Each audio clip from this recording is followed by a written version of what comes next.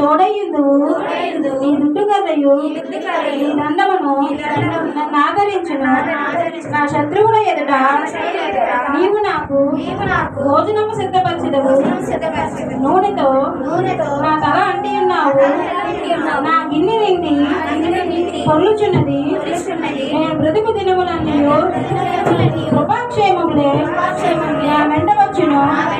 చిరకాలము యెహోవా మందిరములో నేను నివాసము చేసేది.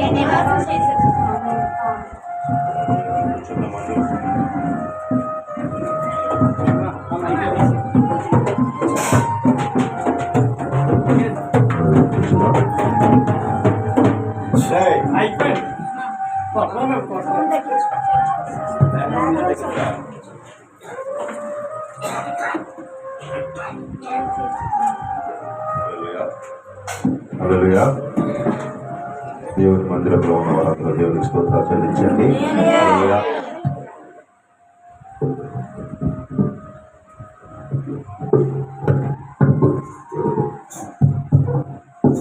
హల్లెలూయా. హల్లెలూయా.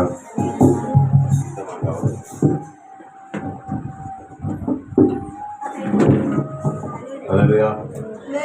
వినిపిస్తున్నా మా వాయిస్? అందరూ క్షేమంగా ఉన్నారా? క్షేమంగా ఉన్నవారు అందరూ దేవునికి స్తోత్రం చెల్లించండి. మరి గొప్ప సమయం ఇలాంటి శ్రమ దినాలని మనందరూ కూడా అనుసరిస్తూ పాటిస్తూ ప్రార్థన చేస్తూ ఉపవాసాలు చేస్తూ జాగరాలు చేస్తూ చాలా మంది అలసిపోయి ఇవాళ మందిరానికి రాలేదు. అంతే కదా? అంతేనంటారు, ఇంకేమైనా ఉందా కదా? చెప్పండి. చాలా మంది ఏం చేస్తారు, అలసిపోయి సలసిపోయి ప్రార్థనలు ఎక్కువైపోయి ఉపవాసాలు చేసి దేవుని మందిరానికి చాలా మంది ఈరోజు రాలేకపోయారు. హల్లెలూయా.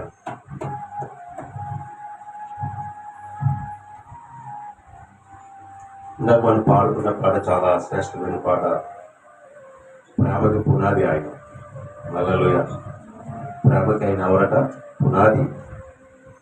ఆయన ప్రేమ అనే పునాదితోనే ఈ లోకంలో ఉన్న అనేక మంది పాపులను మార్చి తన వైపు మళ్ళించుకున్నాడు.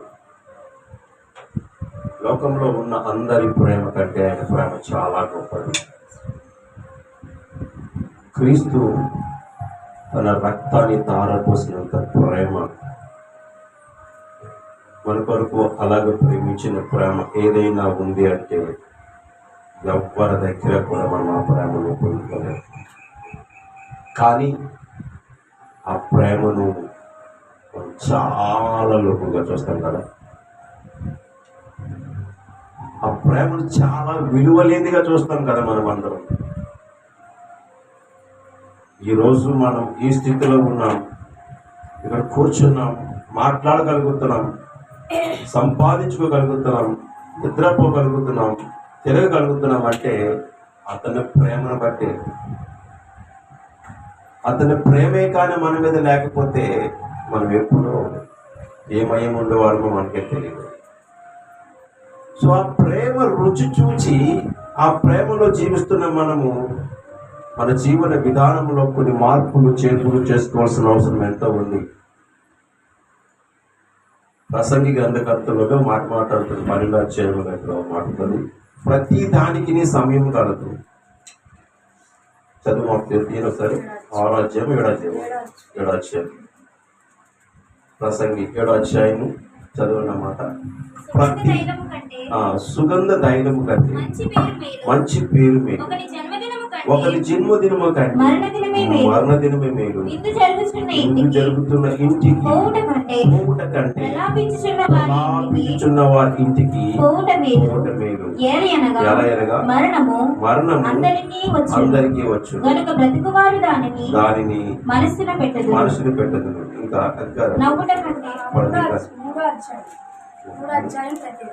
ప్రతిదానికి సమయము కలదు. ప్రతిదానికి సమయము కలదు.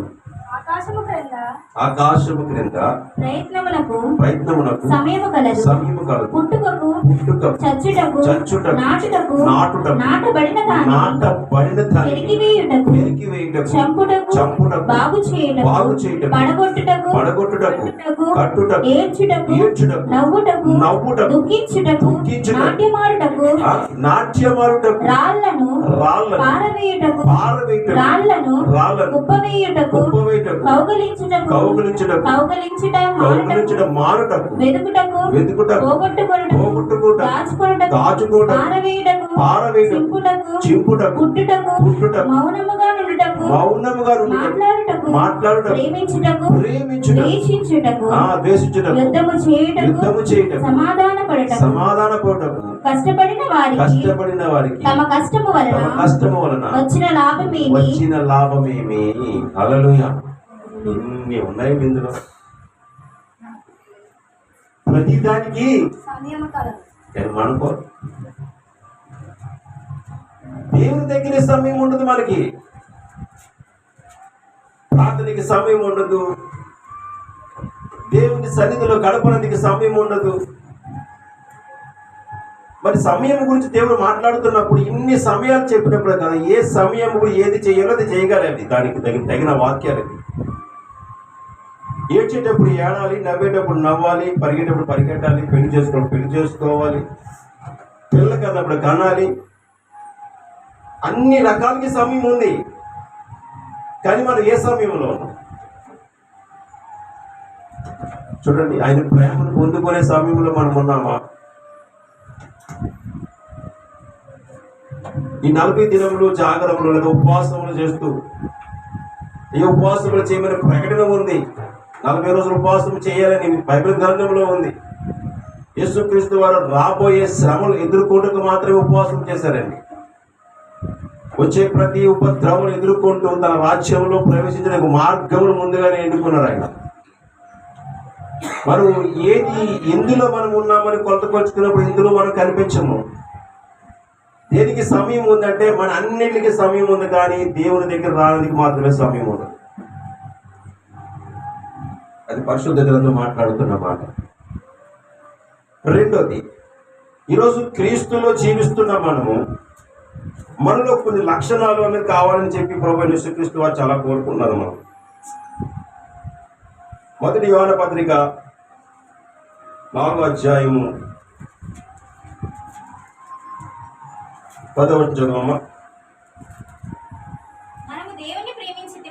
మనము దేవుని ప్రేమించితిమని కాదు, తానే మనల్ని ప్రేమించి మన పాపములకు ప్రాయశ్చిత్తమయుటకు తన కుమారుని పంపెను. ఇందులో ప్రేమ ఉంది. ఇందులో ఉన్నది ప్రేమ. దేవుడు మన కొరకు మనం నశించిపోతున్నామని, మనం పాడైపోతున్నామని, మనం దొంగలుగా, దూషకులుగా, వ్యభిచారులుగా, అన్యాయస్తులుగా బ్రతుకుతున్నామని, మనం బందీలో పడి ఉన్నామని, మన జీవితంలో రక్షణ లేదని, దుష్టుడిని తప్పించినందుకు, మన పాపము నుంచి విమోచించినందుకు క్రీస్తు యేసు లోకమునకు కుమారుగా వచ్చి తన ప్రేమను మనపై చూపిన విధానం గురించి మనం ఒకసారి ఆలోచించుకుంటే చాలా గొప్పది. ఈ గొప్ప ప్రేమను ఒకరోజే మనం ప్రకటన చేద్దాం. గుడ్ ఫ్రైడే రోజు మాత్రం తెల్ల బట్టలు వేసేసుకొని, తెల్ల చీరలు కట్టేసుకొని, తల స్నానం చేసేసి దేవుని మందిరంలోకి వచ్చేసి అమ్మ కూర్చొని కన్నీళ్ళు కార్చి ప్రార్థన చేస్తుంటారు. కొందరు మాట్లాడుతుంటారు, కొందరు తిరుగుతుంటారు, కొందరు అల్లరి చేస్తుంటారు, కొందరు గొడవలు ఆడుతుంటారు, రకరకాలుగా జీవిస్తుంటారు సంఘంలో కూడా.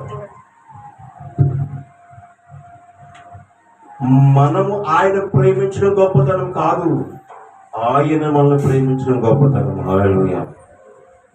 మనం ప్రేమిస్తాం ఎందుకని? ఆయన ప్రేమించడానికి మన దగ్గర కారణం ఉంది, కానీ ఆయన మనల్ని ప్రేమించడానికి మన దగ్గర కారణం కావాలి కదా. మనం ప్రేమిస్తాం. దేనికి ప్రేమిస్తాం? ఇప్పుడు నాకు బాధ ఉంది, ఆ బాధను బట్టి యేసయ్యని ప్రేమిస్తాను నేను. ఇదిగో ప్రభువా, నా బాధ నాలో నుంచి నివారణ కలిగే విధముగా నన్ను కాపాడు అని ప్రేమిస్తాం. ఇదిగో నాకు వివాహం కావాలి ప్రభువా, దాన్ని వివాహం జరిగిన కాపాడు ప్రభువా, జరిగించు ప్రభువా అని ప్రేమిస్తాం. ఒక వ్యాధి నుంచి మనల్ని రక్షించడానికి ప్రేమిస్తాం. ఆర్థిక పరిస్థితి బయటికి రానికి ప్రేమిస్తాం. ఎన్నిటికి మన దగ్గర ప్రేమ కారణం ఉంది, కానీ ఆయన మనల్ని ఎలా చూసి ప్రేమించాడు? దేని చూసి ప్రేమించాలి మనల్ని ఆయన? చెప్పండి. మన గుణాన్ని చూసా, మన రంగును చూసా, మన రూపును చూసా, మన వస్త్రాన్ని చూసా? దేన్ని చూసి? క్రీస్తు యేసు మనల్ని ప్రేమించాలి. ఆయన మనల్ని ప్రేమిస్తే ఎలాగుంటుంది? ఒకవేళ ఆయన మనం నిజంగా ప్రేమిస్తే, మనం ఎలాగ ఉండాలి? నిజంగా మనం క్రీస్తుని ప్రేమిస్తే ఎలా ఉండాలి చెప్పండి?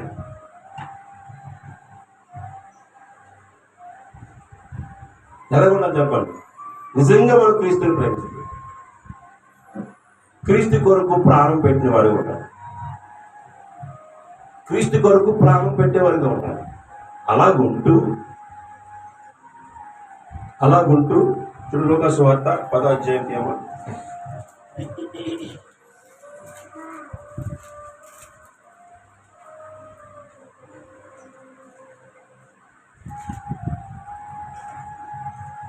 28 చదువుతాలి.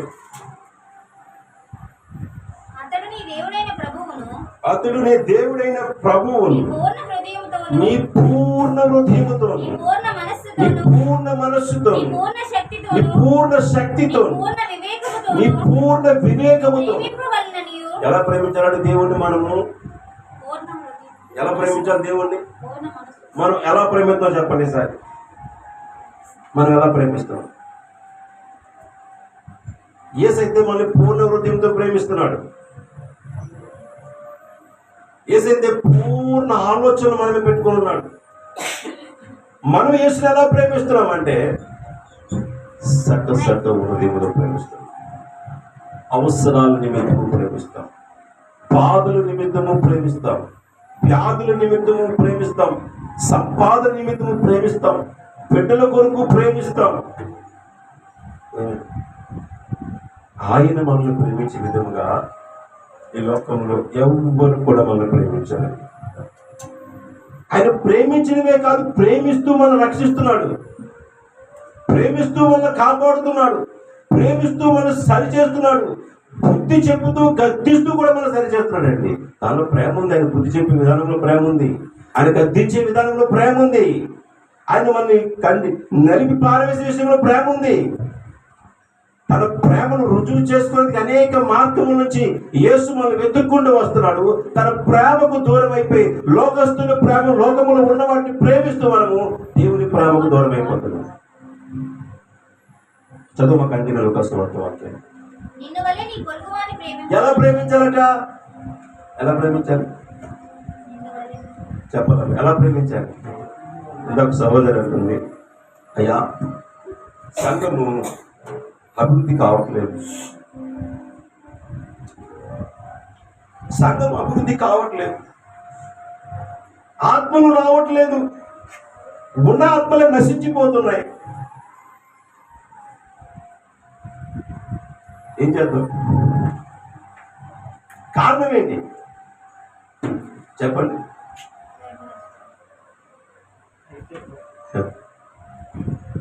నిన్ను బస్సులో ప్రయాణం చేస్తున్నాను. ఒక తెలిసిన వ్యక్తితో పాటు ఇంకో తెలిసిన వ్యక్తి ఇద్దరు బస్సు ఎక్కారు. ఆ తెలిసిన వ్యక్తి ఇద్దరు పరిచయం చేసుకుంటూ మాట్లాడుకుంటున్నారు. ఈ తెలిసిన వ్యక్తి తాలూకు మనిషికి వెనక ఇంకొకరు ఉన్నారు. ఏం చేసిందంటే బస్సు ఎక్కిందంటే టికెట్లు ఇచ్చిందని తీసేసింది. కండక్టర్ టికెట్ ఇచ్చేసింది, లేడీ కండక్టర్ ఇచ్చేసిన తర్వాత ఇద్దరు కూర్చున్నారు. వీళ్ళిద్దరూ మాట్లాడుకున్నప్పుడు ఈ వ్యక్తి టికెట్ తీసింది ఎవరి కొరకు తీసింది అనుకుంటారు? ఈ కండక్టర్ ఇద్దరు కొరకే కదా, కానీ టికెట్ తీసింది ఎవరికి? వెనకతులు ఉన్న వ్యక్తి. వెనకతులు ఉన్న వ్యక్తి తన భర్తకి టికెట్ తీసింది. ఆ వ్యక్తి ఉన్న సంగతి ఈ మాట్లాడే వ్యక్తికి తెలియదు. ఈమెమనుకుంటున్నా నాకే తీసేవాడు. ఈ లోపల కండక్టర్లు అన్ని జనాలు లెక్కేసుకుంటూ వచ్చి అమ్మ మీకు టికెట్ తీయగల డేట్ నేను తీసాను కదా టికెట్ అయ్యమ్మ. ఎవరికి తీసావు టికెట్? ఎందుకంటే నా భర్తకు తీసాను. ఈ మాట నువ్వు చెప్పొచ్చు కదా టికెట్ తీసి నాకు. ఇద్దరు ఫ్రెండ్సే, ఇద్దరు కొద్దిగా పరిచయం వస్తలే. మీ ఆయన కదా ఇక్కడ నేను చెప్పొచ్చు కదా, నువ్వు నా కోసం తీసేమని కూర్చున్నాను. ఏమి చూస్తే నాతో కొనవాడు పెద్ద ఆరుకోటి అయిపోయింది. నేను దగ్గర చాలా పెద్ద మల్కాపురం స్టార్ట్ అయిన ఆర్గ్యుమెంట్ 4 వేలు ఆగలేదు. నాకు కోపం వచ్చి బాబు డ్రైవర్ ముందు బండి ఆపి ముందు ఎందుకు దించే కదా కాను. ఇక్కడ ఏమైందంటే మనిషిలో ఉన్న కొన్ని గుణగణాలు ప్రేమకు వ్యతిరేకంగా ప్రవర్తిస్తున్నప్పుడు ఆ బస్సులో నేనే ఉన్నది ఇష్టపడలేదు. హల్లెలూయా. జీవము గల దేవుని సంఘములో మనం ఉన్నామంటే దేవుని ప్రేమ లేనప్పుడు సంఘంలో ఎవ్వరు కూడా నిలవలేదు. సో ఆ ప్రేమను నేను చూపించాలి, ఆ ప్రేమను నా భార్య చూపించాలి, ఆ ప్రేమను నా పిల్లలు చూపించాలి, ఆ ప్రేమను మీరు కూడా చూపించాలి. ఇది ఎవరి సంఘం అట? జీవము గల దేవుని సంఘము. జీవము గల దేవుని సంఘం అయినప్పుడు మనం పూర్ణ హృదయంతో ప్రతి ఒక్కరిని ప్రేమించవలసిన బాధ్యులు మనము. నాకు నేనుగానే ప్రేమించుకుంటే సరిపోదు, నన్ను వలన పొరుగు వారిని కూడా ప్రేమించాలి. నాకు బాధలు ఉంటే సరిపోదు, నా పొరుగు వారి బాధల్లో కూడా నేను ఉండాలి. మా అక్కకి కాలిపోయిందన్న సంగతి తెలిసింది నాకు. నేనే అవుట్ అవును, అంతే కదమ్మా. నేనే మా ఇంట్లో బయటికి వెళ్తే బయటికి వెళ్ళకూడదు, ఎండ కాయకూడదు, నీళ్ళు తాగకూడదు, లెగ్ తాగకూడదు అని బోల్డ్ ఆన్సర్ ఉంటాయి. అంతే కదా, ఎవరైనా అంటారు అయ్యా మీ పచ్చికాయలు ఉన్న ఎండలో తిరగొద్దండి అంటారు. నిజమే, పచ్చికాయలు నాకు ఎండలో తిరగకూడదు, పచ్చికాయలు అవి తినకూడదు, పచ్చికాయలు ఈ తినకూడదు. చచ్చిపోయి కూడా ఎప్పుడో చచ్చిపోతాడు, వాడి మందులు అలాగే వాడుతున్నాం. దేవుని కృప అలాగే మనకు తోడుండదు. కానీ ఇప్పుడు ఆమె ఒక పేషెంట్ అయి ఉందని తెలిసిన వెంటనే నేను ఒక్క క్షణం కూడా ఇంటి దగ్గర ఉండకపోయాను. తెల్లవారు లేచి స్నానం చేసి నేను తినవలసింది తిని మాటలు వేసుకొని తినడానికి బయలుదేరి అమ్మ అంటుంది, ఈ పరిస్థితులు రావడం అవసరం ఏంటి రా అంటుంది. నేను అవసరం కోసం వెళ్ళాను, బంధం కోసం వెళ్ళాను. హల్లెలూయా. ఆ మీద నన్ను పొగుడుతుందని లేదా ఆ మీద నన్ను అందరూ చెప్తానని వెళ్ళలేదు. నేను ఆమె ఉన్న స్థితిలో పరామర్శించడానికి వెళ్ళాను. నేను వెళ్ళకపోయినా ఏమనుకో, నాకు తెలుసు నా పరిస్థితి బాగోలేదు. కొడుకు చెప్తున్నాను, బావా మాయా నీకు బాగోలేదు కదా, నువ్వు రాగా వద్దులే. నేను బాగపోయినా వెళ్తాను. నేను ఇప్పుడు నేను చూపించిన ప్రేమ ఏమవుతుందో తెలుసండి. ఇప్పుడు రియాక్షన్ మొదలవుతుంది జీవితంలో. సో ఆ ప్రేమ ఏ పరిస్థితిలో ఉన్నా సరే జ్ఞాపకం వస్తుంది. ఏమవుతుందట? జ్ఞాపకం వస్తుంది. అప్పుడు వాళ్ళు ఏం చేస్తారు, మనం ఏ పరిస్థితిలో ఉన్నా సరే ఆ ప్రేమను బట్టి మన దగ్గరికి రావడం మొదలు పెడతారు, రానందుకు ఇష్టపడతారు. అందుకని సంఘంలో మనం ఉన్నామంటే, సంఘంలో కూర్చున్నామంటే ఆశీష్ ఎలా వస్తామని తనమంటావా? ఇది యెహోవా చర్చ్ కదా, అక్కడ కూర్చో, కదిలేవా కాలేవా కూడా వస్తాను. అర్థమైందా? ఎవరి దగ్గరికి వెళ్ళినా నీకు మందు పడిపోతుంది. అప్పుడు అది కదిలేవా కర్రలకి ఇచ్చారు, విసిరేస్తాను బయట.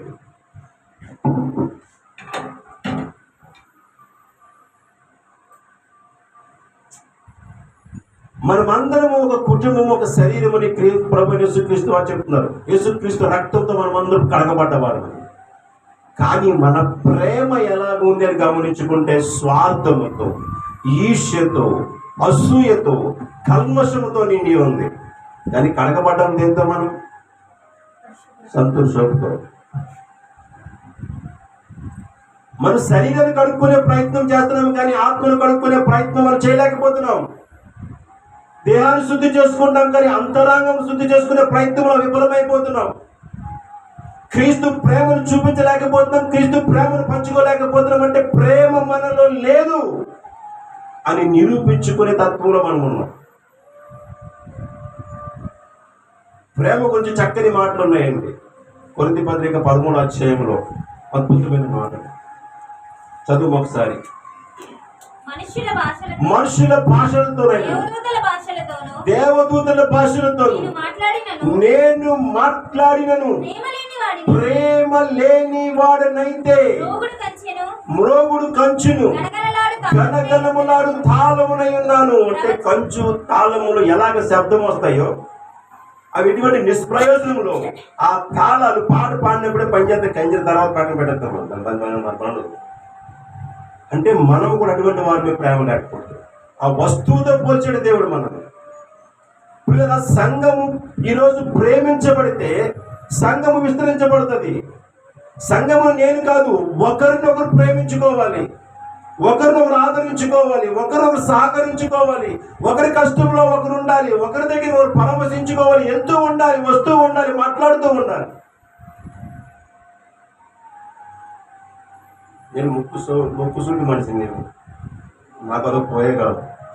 ఏదైనా మొక్క మీద మాట్లాడేస్తాను, అనుకుంటే అనుకొని, తిట్టుకుంటే తిట్టుకొని, పర్వాలేదు అనుకుని పోతున్నాను. అనుకోకపోతే నా దేవుడు నన్ను ముక్కు పిండేస్తాను, ఇప్పటికే పిండేస్తున్నాను, ఇంకా పిండించుకోవాలా అని చెప్పేసి నేను ముక్కు చుడికి వెళ్ళిపోతున్నానండి.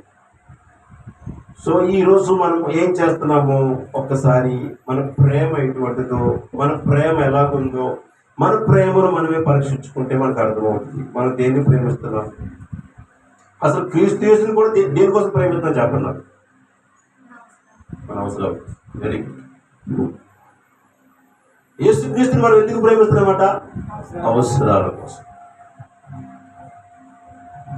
నేను ఇప్పుడు ఒక్కొక్క వ్యక్తి, మా అయ్యంకుడు ఉంటాడు, అయ్యంకుడు ఇంటి దగ్గర బయలుదేరి అనుకోండి, గాజువాకి వెళ్ళినందుకు ఎంత ఏం పడుతుంది చెప్పండి సార్? మా ఇంట్లో అరగంట పడుతుంది, కానీ ఆయన గాజువాకి వెళ్తున్నాడు గంట పడుతుంది. కార్లో వచ్చిన వల్ల మాట్లాడుతుంటాడు, ఈయన పిలిచి మాట్లాడుతుంటాడు. అలా మాట్లాడుతూ వెళ్ళవలసిన గమ్యం మర్చిపోయి లాస్ట్కి వెళ్తూ టైం అయిపోతుంది. మళ్ళీ అటు నుంచి బయలుదేరి వస్తాడా? అదే పరిస్థితి. ఈరోజు నేను రోడ్డు ఎక్కిన కానీ నా పరిస్థితి అదే అయిపోతుంది. ఎంతమంది కనిపిస్తున్నారో సమాధానం చెప్పలేక, వాళ్ళతో మాట్లాడలేక, నేను ఇంటికి వెళ్తున్నాను. ఉదయం బయలుదేరి సాయంత్రం వస్తున్నాను ఇంటికి, రాత్రి 10 అయిపోతుంది ఇంటికి వస్తున్నాను. ఏమంటే ఇది ఒకటి దిష్టి బొమ్మ, ఈ దిష్టి బొమ్మ చూసి అందరూ ఆగిపోతున్నారు. ఒకటి దేవుడేస్తాను అంటాడు, ఒకటి రమ్మంటాడు, ఒకటి కూర్చోమంటాడు, ఒకటి పరిగెడతాను అంటాడు. బాబు నేను నడవాలి, నేను నడనేమి. నేను ఇప్పుడు ఎక్కడి నుంచి నడుచుకుంటుంది తెలుసా మీకు? నేను పాత గాజువాక నుంచి స్టార్ట్ చేసి ఈ యొక్క కొత్త గాజువాక నడిచి వచ్చాను. ఇక్కడ దిగిపోయాక నడుస్తున్నాను. నేను బస్ పాస్ ఉంది, డబ్బులు ఉన్నాయి, అన్నీ ఉన్నాయి. ఇప్పుడు నా ఆరోగ్యం నాకు ముఖ్యం. నేను దేవుడు నాకు ఆరోగ్యమే చాలు ప్రభు, ఇంకేమవుతాడు అడుగుతున్నా. దేవుడు ఒక్కటే నాకు ఆరోగ్యమే చాలు. ఉన్న కొద్ది దినములన్నా కొన్ని ఆత్మలు రక్షించి వాళ్ళ మంచి మార్గంలో నడిపించి సంఘంలో ఎవరితో తయారు చేసి ఓలి ప్రేమ సంఘ బాధ్యతలు వాళ్ళ చేతుల మీద అప్పచెప్పేసి నేను కన్ను మోయేందుకు సిద్ధంగా ఉన్నాను. కానీ అందులో బ్రతికించాలి. ఈడ్చుకొని దిగులుకొని కుష్టి వ్యాధులు బేరింగ్ మరీ వచ్చేస్తాను. అలాగే దాన్ని తాపండి. ఇప్పుడు అక్కడ దిగిపోయిన జంక్షన్లోనే ఎక్కడ మసీద్ దగ్గర దిగిపోయి నడుచుకుంటూ చర్చకు వచ్చేస్తాను. బస్సు ఎక్కి దించుతాను తీసుకొని, కానీ నడాలి. ఎంత నడిస్తే నాకు మంచి, అంత మంచిది. నడకపోతే ఎవరికి ప్రమాదం? నాకే ప్రమాదం. ఇప్పుడు డాక్టర్ అన్నాడు నువ్వు తెల్లవారు ఎక్సర్సైజ్ చేయాలి, ఎలా చేయాలి ఎక్సర్సైజ్? ఈ చేయలేగదు, ఈ చేయి పని చేయదు, ఎక్సర్సైజ్ ఎలా చేయలేదు చెప్పండి? ఎలా చేయాలా? చేయలేదు కదా. నువ్వు ఎక్సర్సైజ్ చేయడం మార్గం లేదు. ఇప్పుడేం చేయలేదు, నడాలి. నడితేనే మంచిది. నాకు బాగా తింటున్నావు కదా అడిగే డాక్టర్. బాగానేది, మామూలు కాదు, నవంబర్ నుంచి మామూలు తింటలేదు సార్. ఏ తిన్నా చెప్పరాయనంటే ఏముందండి, ఎక్కడికి వెళ్ళినా వస్తుంది. అది బస్సు ఏరుతో మనకు 4 మొక్కలు ఇంకెక్కువ వేసేస్తుంది. 2 గుడ్డు మొక్కలు, 2 గుడ్డు మొక్కలు మొత్తం వేసేసి తినండి అయ్యారు. బాగా తిన్నారు కదా, బాగా తిన్నారు. అందుకే గుడ్డులో బాగా పేరుకున్నారు. ఎవరి సరదా తిరిగింది, తినకపోతే ఆయన కోపం, తింటున్న ఆరోగ్యానికి కోపం. నేను ఇప్పుడు కొలత పెట్టుకుంటానండి. చిన్న క్యారేజ్ బాక్స్, ఇంత క్యారేజ్ బాక్స్ అంతకంటే ఎక్కువ తిన్నాను, అంతే తింటారు. మనం తింటున్నది ఇంకోటి తెలుసా? గడ్డి. డాక్టర్ దగ్గరికి వెళ్తే అన్నం తిన్నా చెప్పండి, గడ్డి తిన్నా ఉంటాడు. అన్నం అంతే, ఎంత తిన్నా గడ్డి తినది. ఎంత అన్నం తిన్నా అంతే ఉంటుంది. దానిలో గ్లూకోజ్ ఎక్కువ ఉంటుంది, షుగర్ వచ్చే అవకాశాలు ఉంటాయి. అది ఎంత తిన్నా వ్యర్థమే. మరి ఏంటి తినాలా? పనికొచ్చి తినడు అంటున్నాడు. మరి పనికొచ్చి తిన్నాడు కదా, డబ్బులు ఖర్చు పెట్టిన పనికొచ్చి తిన్నది. 250 రూపాయలు కోడికి ఇస్తాం, కానీ 250 రూపాయలు బాదం పప్పుకి ఇవ్వం, పిస్తాకి ఇవ్వం, జీడిపప్పుకి ఇవ్వం. ఎందుకు ఇద్దాం? అదేం తింత తినొచ్చు, అది తింత తినొచ్చు, కడుపు తినొచ్చు, కుటుంబంతో తిన ఆశ అనమాట. ఇంకోటి తెలుసా, కేజీ బాదం పప్పు కొనుక్కొని డాక్టర్ ఎక్కువ అన్నాడు, 5 పిక్కలు ఆడేసుకొని తినమన్నాడు. చాలా ఎక్కువ, 5 పిక్కలు, అది ఒక్కడు చాలు మిక్స్, మీరు రోజంతా గడిపేస్తాడు కదా. దీనిలో ఉన్న విటమిన్ దీనిలో లేదు. కూడు మాత్రం బలంగా ఉంది, కుక్కరొక్క ఉంటుంది, కన్ను ఉంది, కొడలు కనపడుతుంటే సెట్లు తింటారు, సెట్ కావాలంటున్నాయి. అవును, లెగ్ పీస్, ఈడు లెగ్ పీస్ కావాలి. ఇందులో ఏముంది? పప్పు, కానీ ఆరోగ్యం ఉండదు. హల్లెలూయా. మన జీవితంలో కూడా సేమ్ అదే. ఏమండి, చర్చికి వస్తున్నాము, వెళ్తున్నాము, మాట్లాడుతున్నాం, పరిగెత్తున్నాం, పరమిస్తున్నాం, ఫంక్షన్కి వెళ్తున్నాం, కానీ ప్రేమ అయితే లేదు. ప్రేమ ఉన్న దగ్గర సంఘము ఆశీర్వదించబడుతుంది, దీవించబడుతుంది, అనేక ఆత్మలు రానికి అవకాశం ఉంటుంది. ప్రేమ లేని చోట నిలవది సంఘం ఎక్కడ కూడా. మనం మాత్రం వచ్చిపోయే వారిగా ఉండకూడదంటే, వచ్చిన వారి కష్ట సుఖాలలో పొందుకునే వారిగా మనం ఉండాలి.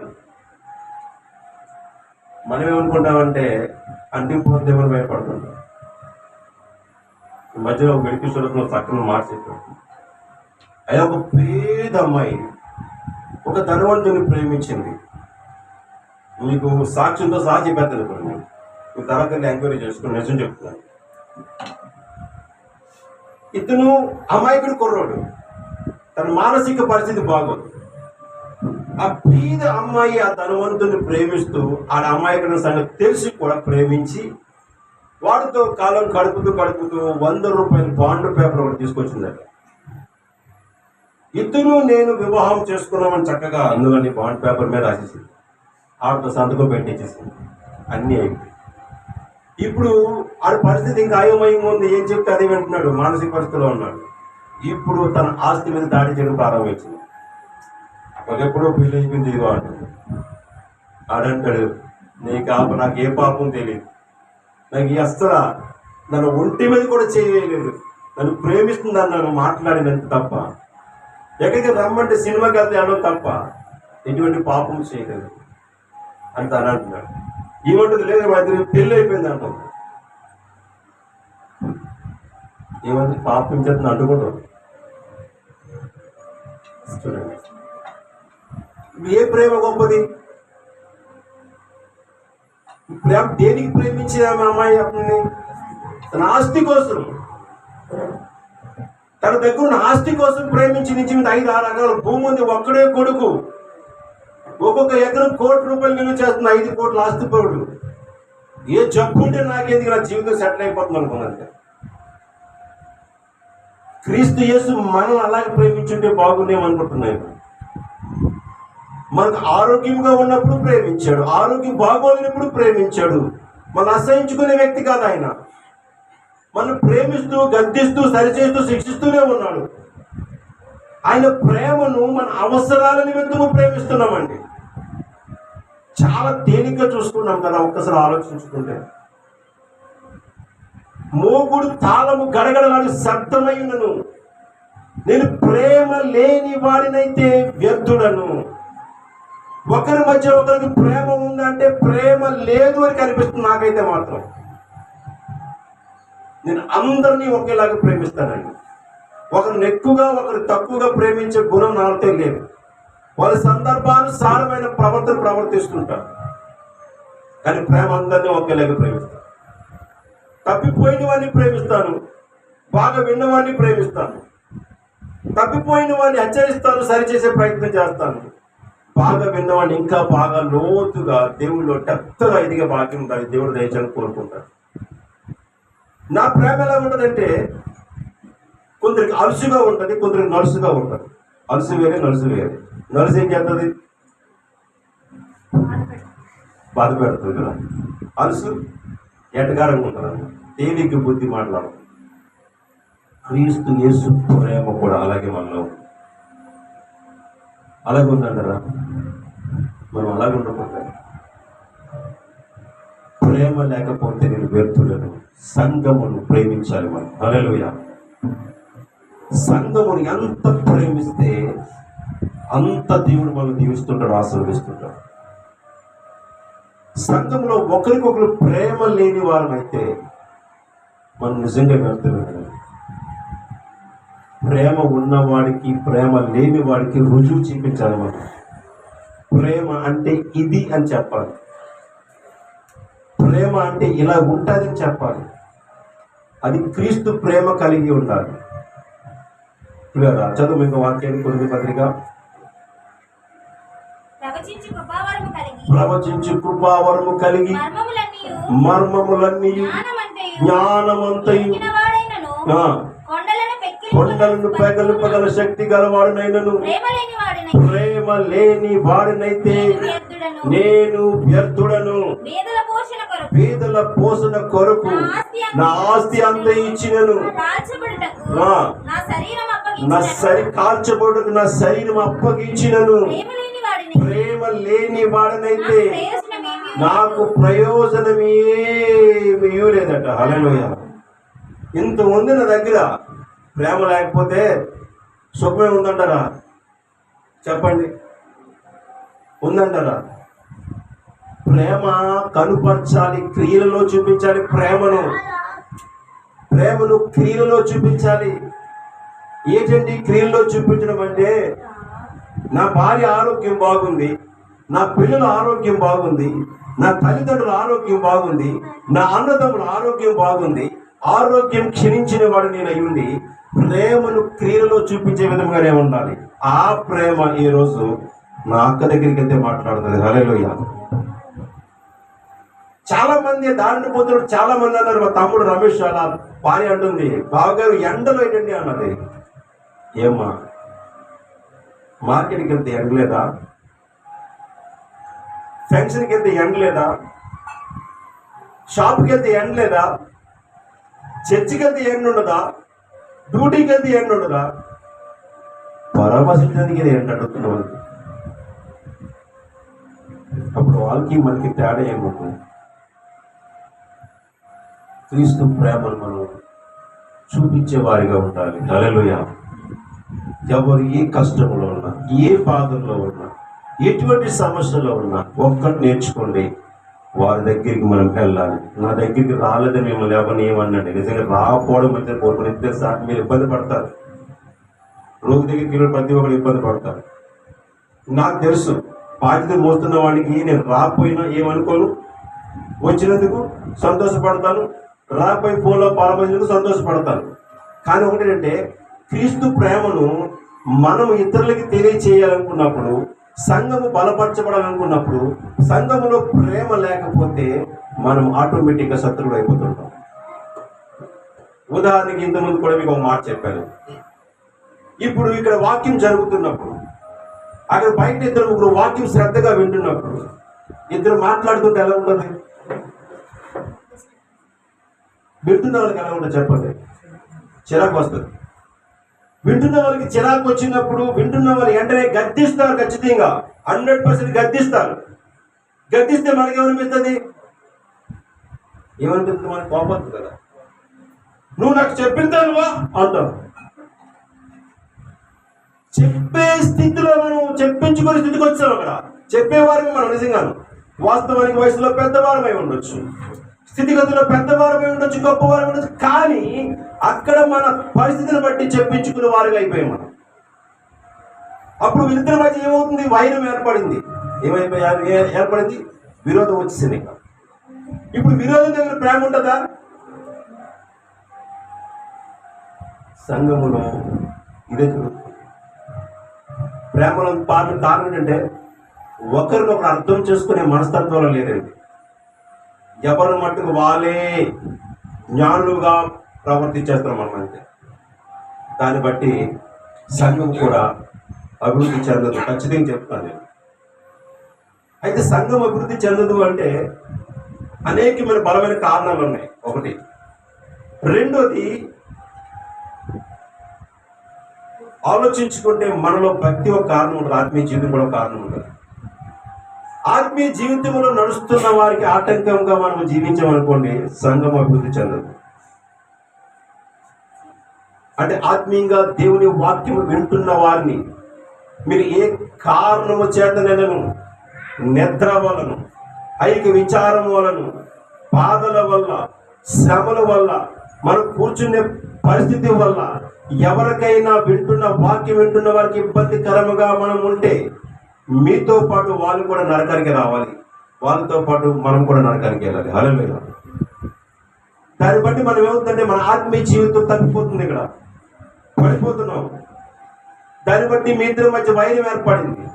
ఆ వైరము ఎప్పుడు వరకు కలగదంటే జీవితాంతం వరకు కూడా తగ్గిపోదండి. అందుకే ఒక సామెత ఉంది, అద్దము ఇరిగిపోయినా అతుక్కోదు కదా, మనసు ఇరిగిపోయినా అతుక్కోదట. అందుకనే దేవుడు అక్కడ కొరింథీ పత్రికలో, అక్కడ యాకోబు పత్రికలో రాసిన మొదటి అధ్యాయం అంటే మన ముఖాన్ని అద్దంలో చూసుకోమన్నాడు, కానీ ఇరిగిపోయిన అద్దంలో చూసుకోమని చెప్పలేదు, అద్దంలో చూసుకోమన్నాడు.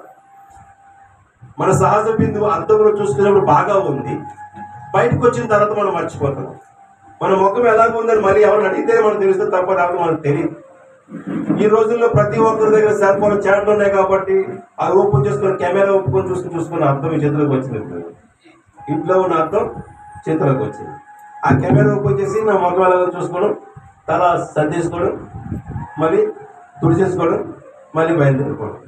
ఇప్పుడు అర్థం ప్రాబ్లం కూడా తీసేసాడు సెల్ ఫోన్ అధినేత. అంటే ఉత్తరాల ప్రాబ్లం తీసేసాడు సెల్ ఫోన్ అధినేత. టీవీ ప్రాబ్లం లేదు, సినిమా ప్రాబ్లం అన్ని అందరూ పెట్టి తీసుకొచ్చి అంత పొందిగా ఆ యొక్క ఎంత ఫోన్లో దాచాడు. అంత ఫోన్లో మనం బందీని అయిపోయి క్రీస్తు ప్రేమ మనం పోగొడుచుకున్నాం. హల్లెలూయా. ఇంకా ముందుకు చదువు కొరింథీ పత్రికని ఊహించుకున్నాం. పైగా ప్రేమ ఏం చేద్దాడు? ప్రేమ ఎలా ఉండదమ్మా రుతమ్మ గారు? ఎలా ఉంటుంది ప్రేమ? ఎలా ఉంటుంది చెప్పండమ్మా? దీర్ఘకాలము సహిస్తుందట. ఏం చేస్తుంది? నువ్వు ఎన్ని అన్నా సరే అది ఏం చేస్తుంది? నువ్వు ఎన్ని తిట్టినా సరే అది ఏం చేస్తుంది? సహిస్తుంది. ఈ రోజు యేసుక్రీస్తు వారు మనల్ని సహిస్తున్నారు. హల్లెలూయా.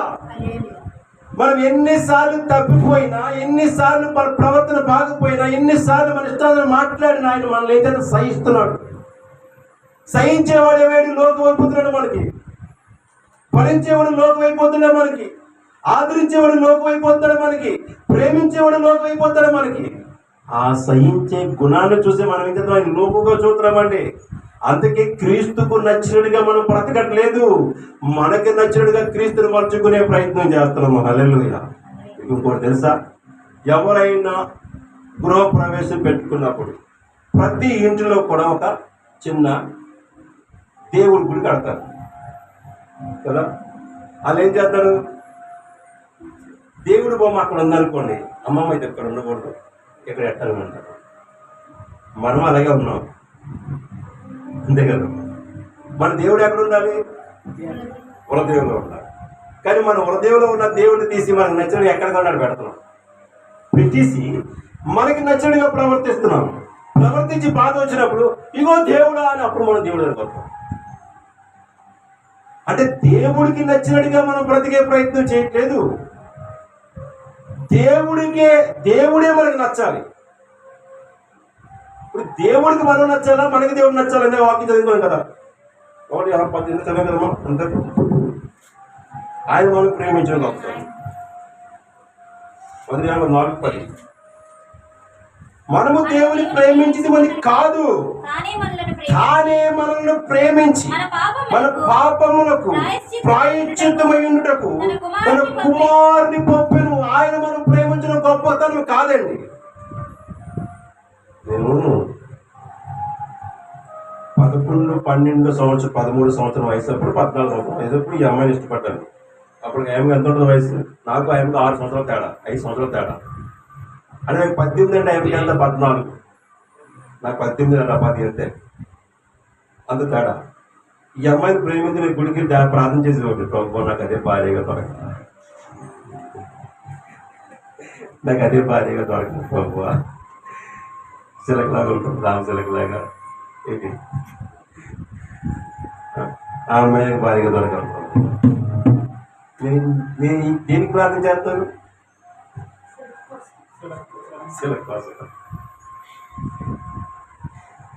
మనం అందరూ చర్చకి అడిగేది అవుతున్నాం కదా ఇప్పుడు, అంతే కదా.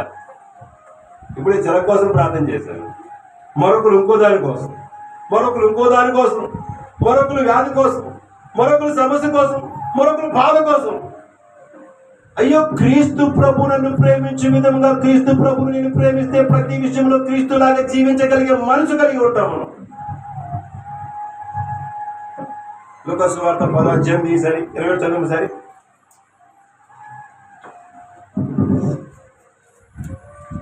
లూకా సువార్త 10వ అధ్యాయం 27వ వచనం కింద తీసేయి. అతడు నీ దేవుడైన ప్రభువు నీ పూర్ణ హృదయంతో, నీ పూర్ణ మనస్సుతో, నీ పూర్ణ శక్తితో, నీ పూర్ణ వివేకముతో. ఎలా ప్రేమించాడు? పూర్ణ బలముతో, పూర్ణ శక్తితో, పూర్ణ వివేకముతో ప్రేమించాలి. ఇంకా ఎలా ప్రేమించాలి? నీకు నువ్వుగా ప్రేమించుకోవడం కాదు, కానీ నిన్ను నువ్వు ఎలాగ ప్రేమించుకుంటున్నావు అలాగే నీ పొరుగు వాడిని కూడా ప్రేమించాలి. నువ్వు కూర్చున్నప్పుడు తిమ్మిరెక్కిపోయిగా పక్కడికి కూడా తిమ్మిరెక్కిపోతుంటే కాదు. నువ్వు కూర్చున్నప్పుడు గాలి తగలడిగా పక్కడు కూడా గాలి తగలకుండా ఉంటుంది. నువ్వు కూర్చున్నప్పుడు నువ్వు అనుభవిస్తున్న బాధ ఉండదు, పక్కడు కూడా అదే బాధ ఉంటుంది. నువ్వు అర్థం చేసుకోవాలి. ఇంకా చదవమ్మా అని వ్రాయబడి ఉన్నది కదా, చెప్పాను.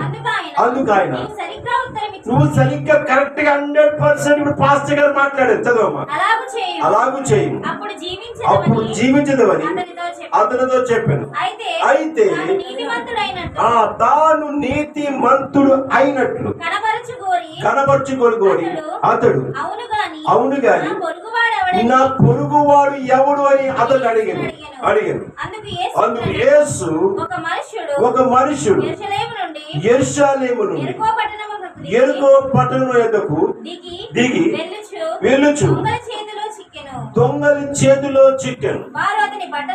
వాడు అతని బట్టలు దోచుకొని అతన్ని కొట్టి కొరప్రాణముతో విడిచిపెట్టాడు.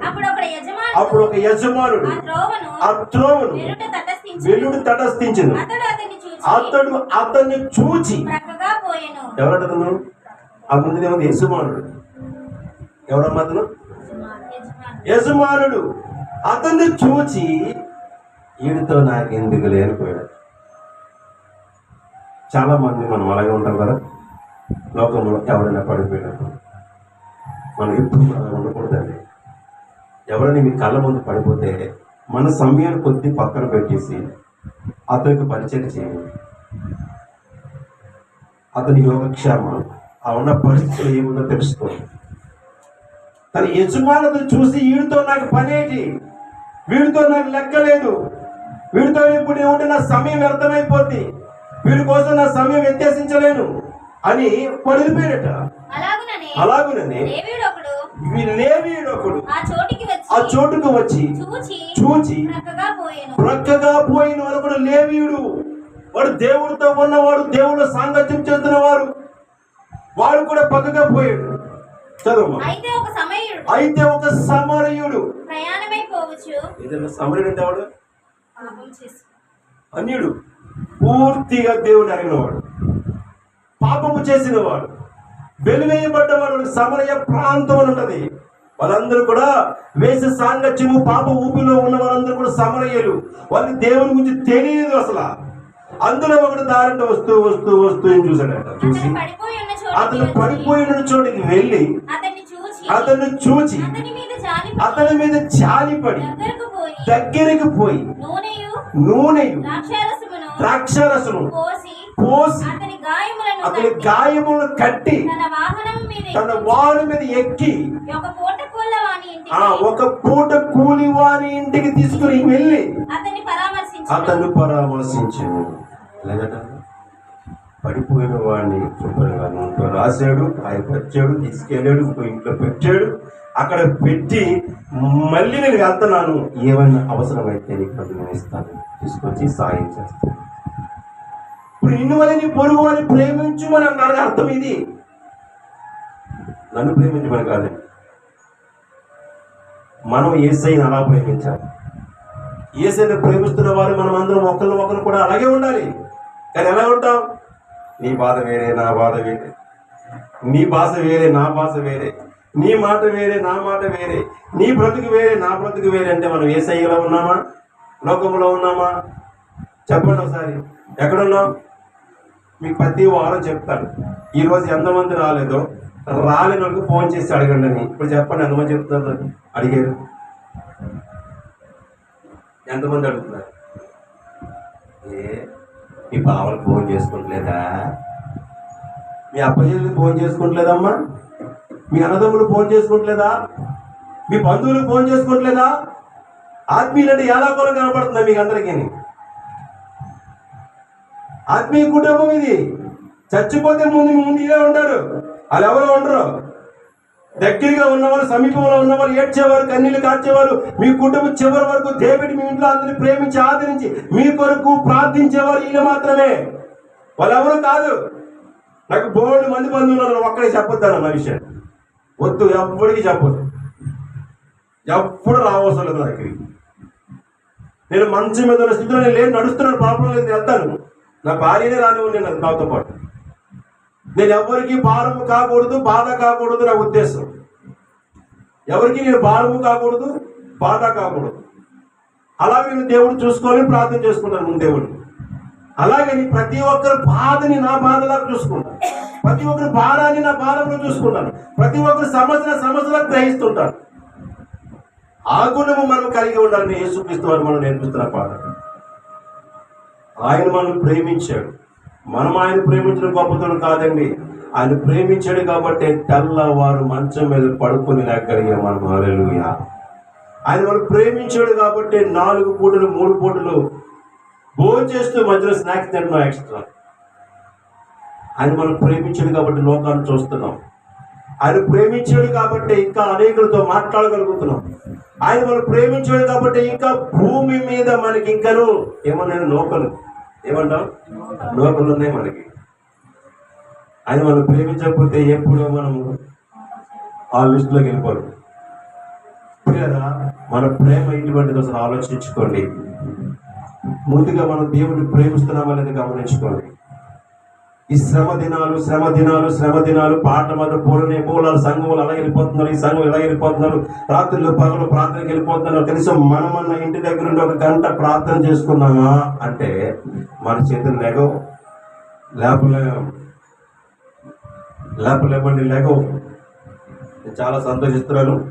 ఈ ప్రతిరోజు దగ్గర సమీపంలో ఉన్న సహోదరి లేముగా అలాగే వసుంధర ఇద్దరు కూడా ప్రతి దినం వచ్చి 1 గంటన్నర ప్రార్థన చేసుకుని వెళ్తున్నారు. దేవుని మందిరం సమీపం ఉంది. సంతోషం. దేవుడు మిమ్మల్ని మీ కుటుంబాన్ని దీవించును గాక. మీరు చేసిన ప్రతి ప్రార్థనకు దేవుడు ఫలితాలు దయచేయను గాక. మరి మనం ఇంటి దగ్గర ప్రార్థన చేసుకుంటున్నాను. నా ప్రార్థన వెరైటీగా ఉంటుంది. నడుస్తూ ప్రార్థన చేసుకుంటాను, ఖాళీ కూర్చుంటే ప్రార్థన చేసుకుంటాను. సో మీ మట్టికి మీరు ఆలోచించుకోండి. 1 గంట నేను క్రీస్తుతో కలిసి బ్రతుకుతున్నానా లేదా? దినముకు 24 గంటలు నీ కొరకు నా కొరకు ఇచ్చిన దేవుడికి 1 గంట మనం దేవుడి కోసం ప్రత్యేకంగా, దేవుడి కోసం కూడా కాదండి, మన కోసమే. అక్కడ అంటారు మల్లడవలో చాలా మంది అంటారు దేవుడి కోసం చర్చికి రండి. దేవుడి కోసం చర్చికి రావద్దు. దేవుడు మన కోసం మనం తెచ్చుకెళ్ళాలి. మన బ్రతుకుల కోసం మన దేవుడిని నమ్మాలి. మన బ్రతుకులు బాగోవడం కోసం దేవుని ప్రతిమాలుకోవాలి. దేవుడికి ఏమీ, ఆయన పరిశుద్ధుడు. ఆయన చక్కగా భూలోకంలో పుట్టాడు, జీవించాడు, అనేకలో మాదిరి చూపించాడు. పరలోక రాజ్యం తన సింహాసనం కూర్చొని ఆధిపత్యం చేస్తున్నాడు. మనం ఎక్కడికి వెళ్ళాలి?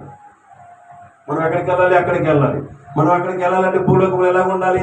పరిశుద్ధులుగా జీవించాలి. పరిశుద్ధంగా ఉండాలంటే మొదటిగా మనకి ఏమి ఉండాలి? ప్రేమ ఉండాలి. ప్రేమ లేకపోతే నువ్వు వ్యర్థుడవు. హల్లెలూయా. మొదటిది నీ దగ్గర లేనప్పుడు చివరిది ఎక్కడి నుంచి వస్తుంది? గలతీ పత్రిక 5వ అధ్యాయము అక్కడ ఆత్మీయ ఫలాలు ఏమనగా ప్రేమ, సంతోషము, సమాధానము, దీర్ఘశాంతము, ఆశానిగ్రహము, విశ్వాసము, సాత్వికము, మంచితనము, వీటి ఏది లేదు. ఇవేమీ లేకుండా పరలోక రాజ్యం మనకు దొరుకుతుందా? వెళ్ళగలమా? కనీసం చూడగలమా? నీకు పరలోక రాజ్యం ఎలాగుందంటే గాజువాకలో ఎగ్జిబిషన్ పెట్టిన భలే ఉందంటే చూడగలం.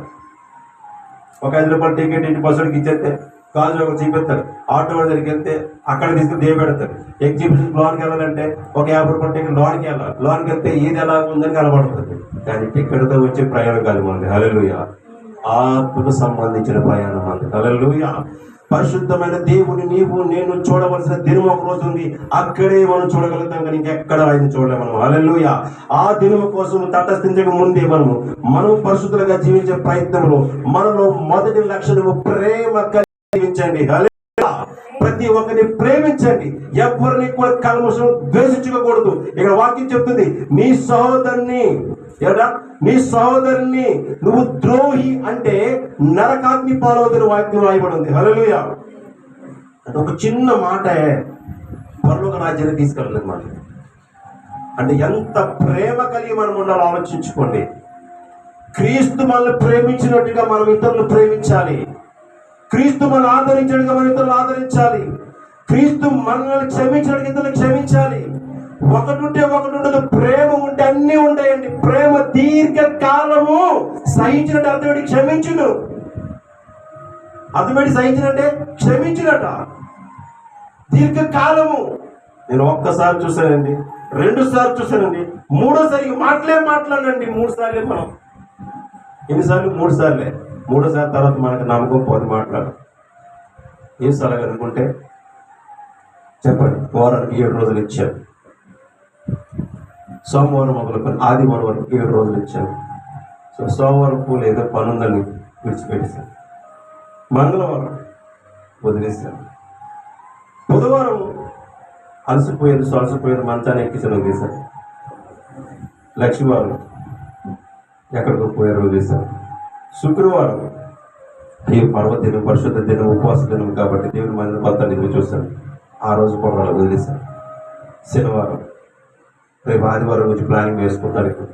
మటన్ వండుకోవాలా, చికెన్ వండుకోవాలా, చేపలు వండుకోవాలా, నెయ్యి వండుకోవాలా, బిర్యానీ వండుకోవాలా, తాలింపు పెట్టాలా, తాలింపు పెట్టకూడదా, నెయ్యి వేసుకోవాలా, డాల్డా వేసుకోవాలా, గవర్నమెంట్ వేసుకోవాలా, పచ్చినూనె వేసుకోవాలా, అది కూడా వదిలేశాను.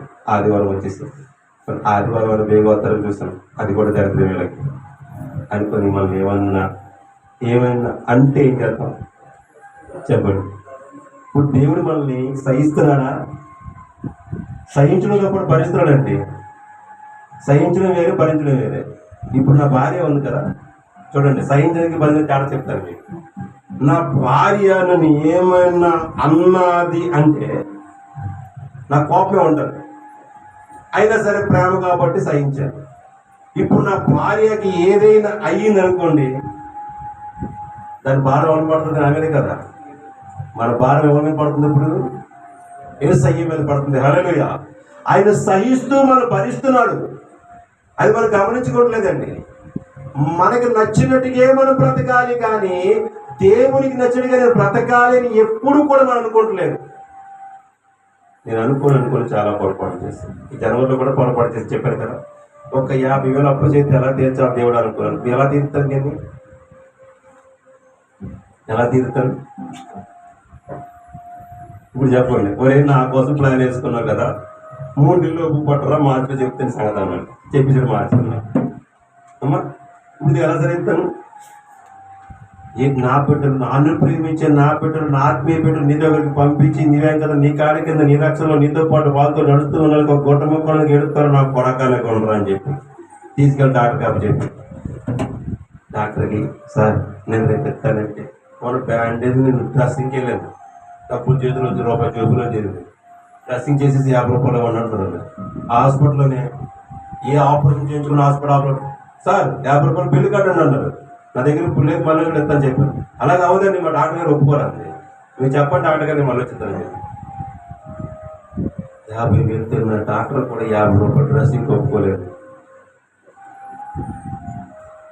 ఒక్క నిమిషం లోపల ఊపిరి ఆపేయమని హల్లెలూయా. చెప్పండి, ఎన్నిసార్లు భరిస్తాడండి దేవుడు మనల్ని, ఎన్నిసార్లు సహిస్తాడు. అలాగా ఆయన ప్రేమను లోకుగా తీసుకుంటే, ఆయన ప్రేమను అలసిగా తీసుకుంటే నష్టం మనకి, కానీ ఆయనకి ఏమి కాదు. ఆయన సింహాసనం మీద రాజ్య పరిపాలన చేస్తున్నాడు. మనమే భూలోకంలో తట్టమిట్టాడు ఎడుతున్నాం. మన బ్రతుకులు పోగోక మనం సరి చేసుకోక మన జీవితాన్ని కాపాడుకోలేక కట్టుకోలేక ఆత్మీయ జీవితాన్ని పాడు చేసుకుంటూ నరకానికి మార్గం ఎంచుకుంటూ నిద్రని లేనిపోయిన జబ్బులు తెచ్చుకుంటూ భూలోకంలో బాధపడుతున్నది మనవి. ఆ బాధను కూడా ఆయన మోస్తున్నాడు. దానికి కూడా దారి చూపిస్తాడండి. మనం దారి చూపిస్తే లాలవలో వచ్చి సాయం చేయాలి. లాలవలో రాలేదు, దేవుడు హృదయాన్ని కదిలించి సాయం చేస్తున్నాడు సార్. హల్లెలూయా, హల్లెలూయా, హల్లెలూయా. ఒక ఆత్మీయ విశ్వాసి ఇంటి ముందు ఒక మూర్ఖుడు ఉన్నాడట, నాస్తికుడు. కాసేపు ముగించేస్తాను నేను. ఈమె అనుదినము కూడా నడలేని పరిస్థితుల్లో కూడా పాపం ఆమె ప్రార్థన చేస్తుందట. ఇలాగ ప్రార్థన చేస్తూ కొన్ని రోజులకి ఇంట్లోంచి బయటికి వెళ్ళలేకపోతుంది. తిండికి చాలా ఇబ్బంది పడుతుంది. ఏమీ లేదు ఇంట్లో, అన్నీ అయిపోయి. అయినా సరే ఆమె దేవుడు భక్తి ప్రార్థన దేవుడు మాట్లాడుతున్నాడు. ఈ నాస్తికుడు గమనిస్తున్నాడు రోజు. ఆమె గమనించి 2 రోజుల తర్వాత ఏంటన్నాడట, ఓ దేవుడా దేవుడా దేవుడా తెగాడిసేస్తున్నావు. దేవుడు ఉంటే నీకు ఏదో విధంగా సహకరిస్తాడు కదా, నీకు ఏ సాయం లేదు, ఆకలితో అలవాడుస్తున్నావు కదా అని చెప్పేసి అంటే, ఇప్పుడు దేవుడు ఉన్నాడు రా మూర్ఖుడా, దేవుడు లేడారంటే తప్పది అంటే నీ దేవుడిని ఎలా కాపాడుతున్నా చూస్తారని చెప్పేసి 2 రోజులు 3 రోజులు 4 రోజులు 5 రోజులు 6 రోజులు 7 రోజులతో ఆకలితో మాడిపోతున్నాము. కళ్ళను చూస్తున్నాడట. అలాగే ఈమె దేవుడికి ప్రార్థన చేస్తున్నాడే, ప్రభువా జీవం ఉంటే నీ కొరకు, లేకపోయినా పర్వాలేదు, నేను బ్రతికినంత కాలం కూడా నీతో ఉన్నాను ఇష్టపడుతున్నాను. ఎంత సమయం బ్రతికించుకుంటామో అంత సమయం నీతోనే ఉన్నాను ఇష్టపడుతున్నానని ఆ లోపల కూర్చొని ప్రార్థన చేసుకుంటుందట. ఇప్పుడు దొంగచాటుగా వచ్చి కిటికీలో చూస్తాను ఏం చేస్తున్నాను, ఈవిడ కూడా తినలేదు కదా, చచ్చిపోయి ఉంటుందేమో, మంచిగా పడిపోయి ఉంటుందేమో అనుకుంటే ఆమె ప్రార్థన చేస్తుందట. ప్రార్థన చేస్తుంటే ఈ పరిస్థితులు ఆకలితో అలమటిస్తున్నప్పుడు కూడా ప్రార్థన అనిపిస్తుంది ఏంటి అని వెళ్ళిపోయి ఆలోచించారట. ఇంటి ఎవరు తెచ్చిపెట్టి నాదులు లేడు, ఈ ఇంట్లోంచి కదలలేకపోతుంది అని ఆలోచించి నెలకు సరిపడా సరుకులు తీసుకొచ్చి తారమ్మ దగ్గర పెట్టి వెళ్ళిపోయిన తర్వాత మామూలుగా వచ్చి తలుపు తీసి నల్లేమో చూసుకుంటారు. సరుకులు ఉన్నాయి, ఏంటి ఇక్కడ ఉన్నాయి అనుకొని అటు చూసి ఆనందపడింది. లోపల పెట్టుకో మళ్ళీ వచ్చాడట. దేవుడు నడుస్తావు కదా, ఇప్పుడు నీకు దేవుడు ఇచ్చాడు అని అడిగిందట. అడిగితే అయ్యా మన దగ్గర ఎవరిచ్చాడో నాకు తెలియదు, కానీ దేవుడే అవతల వ్యక్తికి మనసు కరిగించి నా దగ్గర పెట్టేలాగా చేసాడు అంటే హల్లెలూయా. ఇంతకు ఆ వ్యక్తి ఎవరో నాకు తెలియదంటే నేనే అన్నాడట వ్యక్తి. మరి నువ్వు ఎంత మూర్ఖుడు తెలుసా, నువ్వు అటువంటి మూర్ఖుడు సైతం నీ హృదయాన్ని కలిగించిన వాడు నా దేవుడు. హల్లెలూయా, హల్లెలూయా, హల్లెలూయా. పోషించే దేవుడు, ప్రాణమిచ్చే దేవుడు, గాయములు కట్టే దేవుడు, గాయములు ముట్టే దేవుడు, స్వస్థపరిచే దేవుడు, ఆదరించే దేవుడు, ప్రేమించే దేవుడు, కనికరించే దేవుడు, కరుణ చూపే దేవుడు, క్షమించే దేవుడు. ఎన్ని విధాలుగా మన పాపములను క్షమిస్తూ మనం ఓర్చుకుంటూ భరించుకుంటూ వస్తుంటే ఆయన ఈ రోజు మనకి లోకువైపోయాడండి. ఉన్న ఆదివారం చర్చికి రాలేదేమంటే పనులున్నాయి సార్ అన్న వాళ్ళు కొందరు, ప్రయాణంలో ఉన్నవారు కొందరు, ఉద్యోగంలో ఉన్నవారు అందరూ కొందరు. ఒక ఆప్షన్ పోతే ఒక ఆప్షన్ ఇచ్చాడు దేవుడు. ఆప్షన్ వినియోగించుకునే పోతున్నాము మనం. ఒక రోజు కాకపోతే మరొక రోజు కాకపోతే ఇంకో రోజు మన చేతిలో దేవుడు వచ్చాడు. సోమవారం పోతే మంగళవారం, మంగళవారం పోతే బుధవారం, బుధవారం పోతే లక్షవారం, 7 రోజులు మన చేతిలో పెట్టి దేవుడు దాన్ని అనుభవించమన్నాడు. దేవునితో, లోకముతో కాదు, దేవునితో. మనం దేనితో అనుభవిస్తున్నాం చెప్పండి సారి. 24 గంటల సమయంలో ఒకడుతున్నాం నా భార్య, దేవుడికి 4 గంటలు పెంచుంటే బాగుండేమో అంటున్నాను. ఏమంటే కొద్దిగా కొద్ది కష్టపడి వచ్చేసి ఇంకో 2-3 గంటలు ఎక్కువ ఉండొచ్చు కదా. అంటే ఉన్న 24 గంటలు నువ్వు ఎన్ని గంటలు దేవునికి ఇస్తున్నావు, నువ్వు ఎంత సమయాన్ని దేవునికి ఇస్తున్నావు, ఎంత సమయం నీ భర్త కోసం, నీ భార్య కోసం, నీ పిల్లల కోసం రోధించి కన్నీళ్లు కాచి ప్రార్థన చేస్తున్నావు, ఎంత సమయం దేవుని మందిరంలో ఉన్నావు, లెక్క దేనికి ఉంది చెప్పండి ఒకసారి. నువ్వు కష్టపడి దానికి దేవునికి ఏమైనా లెక్క రాశాడు ఎక్కడ చూపించారు బైబిల్ గ్రంథంలో? ఇదిగో నేను గర్భము ధరించి 9 నెలలు మోసి గర్భములు శిశువు కోసం IVF పెట్టి గర్భములు కని డెలివరీ అయిన సమయాన్ని కూడా దేవుడు లెక్కించలేదు. 365 రోజులు కష్టపడ్డానండి అన్న సమయం బైబిల్ గ్రంథంలో లెక్కించలేదు. ఇదిగో గంటన్నర కూర్చొని మాంసము దుమ్ములోంచి మాంసమును పీల్చి పిప్పు చేసేసి ఆ రక్తమును కూడా పీల్చేసి మూలుగులు పీల్చి తాగిను తిన్నారన్న కూడా లెక్క రాయలేదు బైబిల్ గ్రంథంలో. ఇగో నా బంధువులు వివాహం అవుతుంది, రాత్రి వెళ్ళిపోయాను. రాత్రి నుంచి తెల్లవారులు కష్టపడ్డారు, తెల్లవారు కూడా పాకి పనంతా చేశారు, వివాహం ఆనందపడ్డారు, సంతోషించారు, ఇంటికి వచ్చారు. అది కూడా పరిశుద్ధ గ్రంథంలో లెక్క రాయబడింది. ఏది రాయబడిందో తెలుసా అండి? చెప్పండి, ఏది రాయబడింది చెప్పండి. 84 సామెతల గ్రంథము 84 సామెతల గ్రంథము 12వ చదువు ఒకసారి. సామెతలు 84 సామెతలు కీర్తన కాదు. నీ ఆవరణములో ఇది రాయబడింది. నా బంధువులు పెళ్లికి వెళ్ళి 3 రోజులు ఏడ్చింది రాయబడిందా? లేదు. బర్త్డే ఫంక్షన్కి వెళ్ళి పోలికి గిఫ్ట్ ఇచ్చింది రాయబడిందా? లేదు.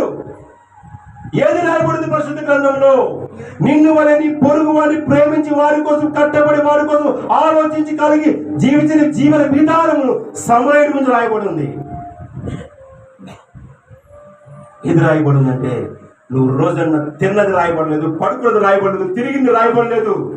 ఏది రాయబడిందంటే దేవుని మందిరంలో గడిపిన సమయమే రాయబడింది. దేవునితో నువ్వు గడిపిన సమయమే రాయబడింది.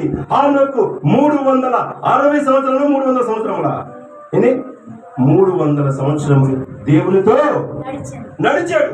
పిల్లలు లేరా? భార్య లేదా? అందరూ ఉన్నారు, అయినా సరే దేవునితో నడిచాడు. అదే రాయబడింది.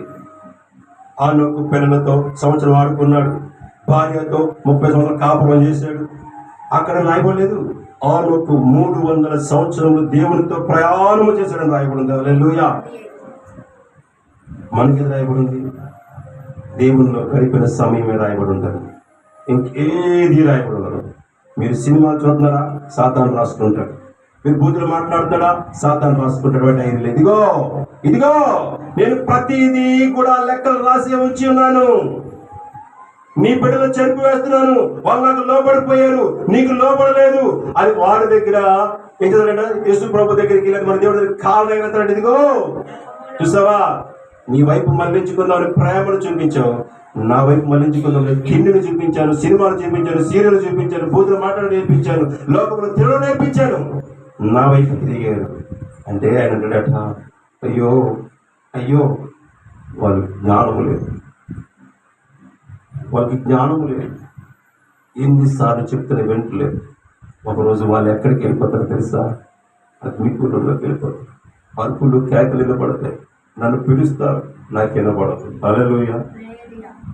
నన్ను పిలుస్తారు, నాకు వినపడదు.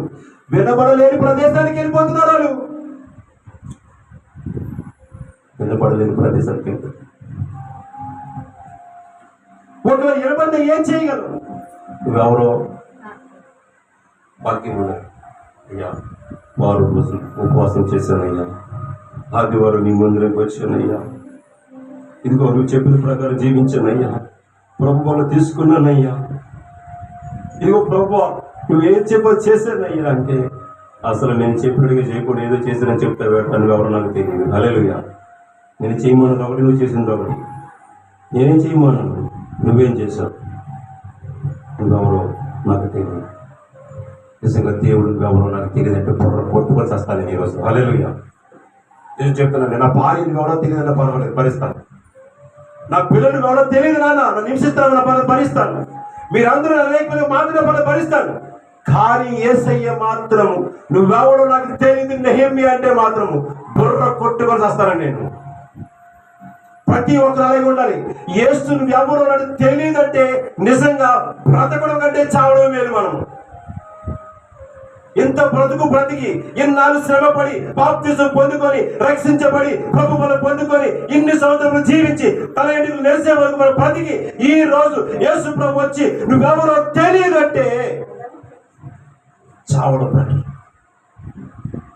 నిజంగా. అందుకే అంటాడు, ఒకడు 100 మంది పిల్లలు కని 100 మంది పిల్లలు కని తగిన రీతిగా మరణము చెందకపోతే వాడు గది కంటే పడిపోయిన పిండము గది మేలు. నిజంగా 100 సంవత్సరాలు బ్రతికించి అందరితో చీ అనిపించుకుని కంటే ఒక్కరోజు దేవునికి ఇష్టముగా బ్రతికి సిలువలో వేలాడి పడుతున్న ఆ పక్క దొంగలాగా మారు మనసు కలిగి జీవిస్తే మేలు. హల్లెలూయా.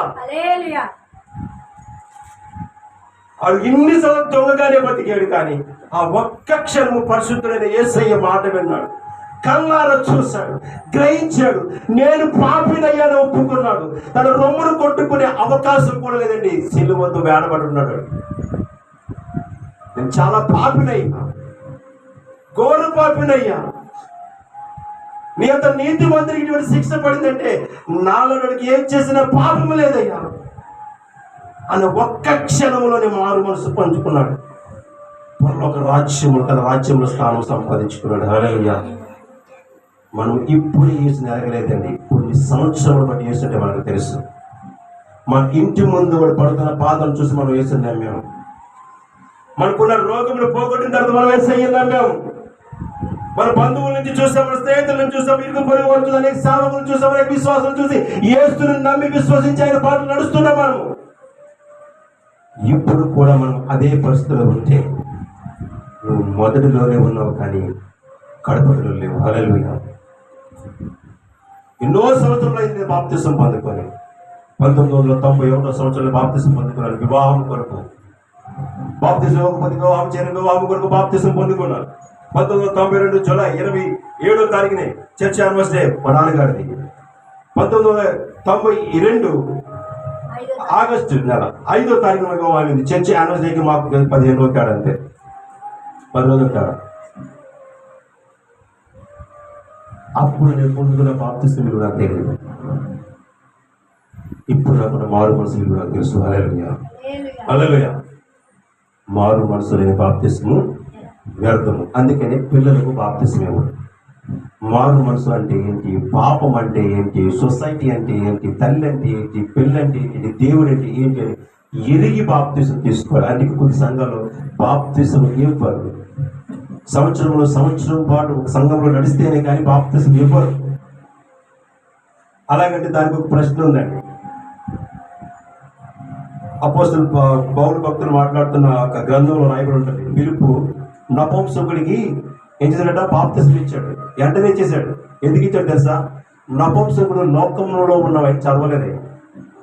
నపుంసకుడు పరిశుద్ధ గ్రంథాన్ని తిరిగి చదివినప్పుడు అందులో రాయబడిన మాటల ప్రకారం తన ఇష్టపూర్వకంగా వచ్చి బాప్తిసం అన్నాడు. వెంటనే ఇచ్చేసాడు అక్కడ. హల్లెలూయా. అలాగా తన పాపాన్ని ఎవరైనా ఒప్పుకొని రాత్రికాల సమయంలో బాప్తిసం కావాలని ఎవ్వరు మిమ్మల్ని అడిగినా సరే బాప్తిసం సిద్ధంగా ఉండాలి మనం. హల్లెలూయా. ఇవ్వండి. మా సంఘంలో 6 నెలలు నడవండి, 7 నెలలు నడవండి, సంవత్సరం నడవండి అంటే అది చాలా పొరపాటు. ఈ సంఘంలో నడిచినా నడవకపోయినా నాకు బాప్తిసం కావాలి, నాకు దేవుడు ప్రేరణ ఇచ్చాడు, నాకు మారు మనసు వచ్చింది అని అనుకొని ఎవ్వరు నా దగ్గరికి వచ్చినా సరే బాప్తిసం ఇస్తాను. హల్లెలూయా. ఒకటి, ఈ బాప్తిసం ఇచ్చినందుకు మాట్లాడాను నేను. ఏమన్నా తెలుసా? ఎందుకు మీరు బాప్తిసం ఇచ్చారని ప్రశ్నించే కూడా అనుకుని అన్నారు. బాప్తిసం కావాలని కోరుకున్నాడు కానీ ఇస్తానని చెప్పలేదు. నాకు బాప్తిసం కావాలి, నాకు దేవుని రక్షణ టికెట్ కావాలని కోరుకున్నాడు కాబట్టి నేను ఇచ్చాను. అది నా తప్పు కాదు, నా బాధ్యత నెరవేర్చాను. బ్రతకవలసిన బాధ్యతలు నెరవేర్చుకోవాలి. హల్లెలూయా. అతడు ఆమె ఎవరైనా సరే ఏమండి నెరవేర్చుకోకపోతే ఎవరు నరకానికి వెళ్తారు? బాప్తిసం పొందుకొని ప్రతి ఒక్కరు పరలోక రాజ్యం వెళ్ళిపోతాడా? వెళ్ళడు. చెప్పండి, వెళ్తాడా? వెళ్ళడు. ఎవడైతే మారు మనసు పొంది జీవిస్తాడో వాడే పరలోక రాజ్యం వెళ్తాడు. హల్లెలూయా. శరీరంకు సున్నతి ఎందుకంటే లోకరీతిగా మనం అంగీకరించడం కోసం బాప్తిసం. ఆత్మిక పరిశుద్ధత కావాలి కదా. అది లేకపోతే పరలోక రాజ్యము నీ సొంతము కాదు, నువ్వు వెళ్ళలేదు. నేను బాప్తిసం పొందుకొని 100 సంవత్సరాలు జీవించేసి తగురీతిగా మరణము పొందకపోతే పరలోక రాజ్యం వెళ్తానా? అది కాదు పడిపోయిన పిండము గది మేలంటే దానికి ఏ పాపము పుణ్యము తెలియదు. అది పడిపోయిన పరలోక రాజ్యం వెళ్ళొచ్చు, కానీ అన్నీ తెలిసిన నేను పరలోక రాజ్యం వెళ్ళాలంటే అసంభవము, జరగని పని. హల్లెలూయా. అందుకే సుప్రభు మత్తయి 7 మాట 21 అంటాడు, నేను చెప్పిన మాట ప్రకారము మీరు చేయక, నేను చెప్పిన అందరూ చెప్పండి, నేను చెప్పిన మాట ప్రకారము చెప్పండి, నేను చెప్పిన మాట ప్రకారము. అయ్యో సౌండ్ రావట్లేదమ్ము. నేను చెప్పిన మాట ప్రకారం మీరు చేయగా, సౌండ్ వస్తే నాపుతలే దాపును. నేను చెప్పిన మాట ప్రకారము, గట్టిగా, నేను చెప్పిన మాట ప్రకారము, గొడవడు, నేను చెప్పిన మాట ప్రకారము మీరు చేయగా, ప్రభువా ప్రభువా అని నన్ను పిలుచుట ఎందుకు?